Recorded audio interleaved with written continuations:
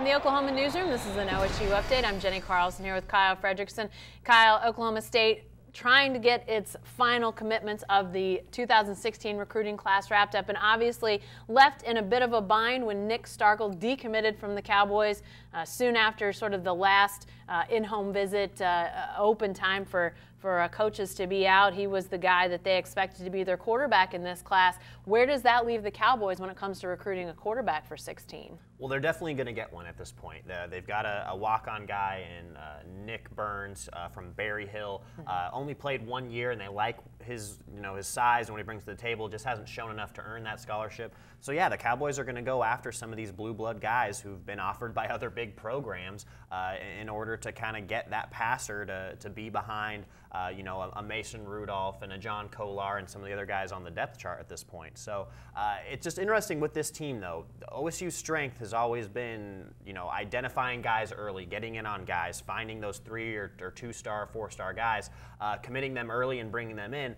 But in cases like this, that can actually work against them, being that you get that kind of guy on early, other teams take notice. All of a sudden, for Starkel, UCLA gets in the mix, Texas A&M gets in the mix, and all of a sudden the guy that you've had committed for 4 or 5 months is out the door. So it's a tough balance for them, but now the Cowboys are kind of trying to do to opponents what opponents have done to them in recent years, this year with Nick Starkel, and then last year with Ronald Jones at running back. Well, and you mentioned Ronald Jones, and he was a guy that was, recruited, but not as heavily recruited as he came to be at the end.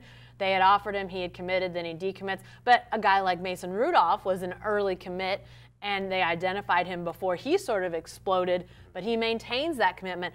I guess you can sometimes win, sometimes lose, but better to, I guess, be on the front end of these guys? Is that sort of the thinking in Stillwater? Yeah, I think that's still the thinking, and it's interesting comparing the Jones situation to the Starkel situation. The Jones situation was really a lot worse. That was about bowl week when he decommitted. With running backs, there's a lot of them out there, but at that time in the year, a lot of them were committed.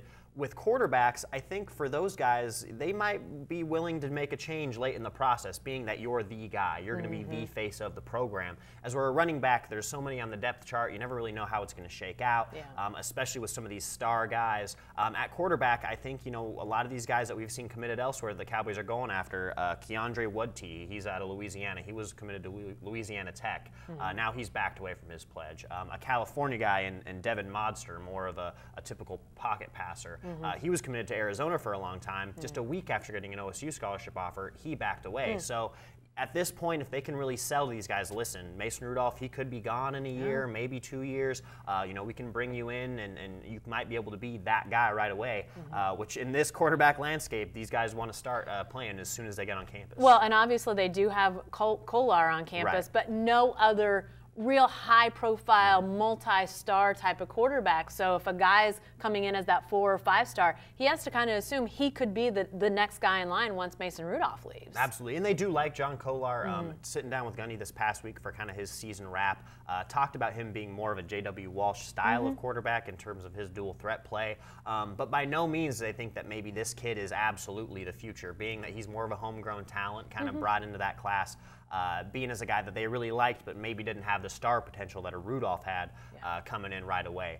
So certainly a lot of options out on the table. You mentioned that no contact period that comes to a close pretty soon. So the Cowboys are certainly going to be making their push, but I would certainly assume at this point they'll get a quarterback. Just the question is going to be, who is it going to be? Yeah, definitely so. Well, signing day fast approaching on February 3rd, I believe. February 2nd, I think. One of those days, first week of February, it'll be here before we know it. I'm sure we'll hear some news here in the coming weeks about what the Cowboys are pursuing in terms of a quarterback. Be sure to stay with the best coverage team anywhere at newsok.com and every day in the Oklahoman.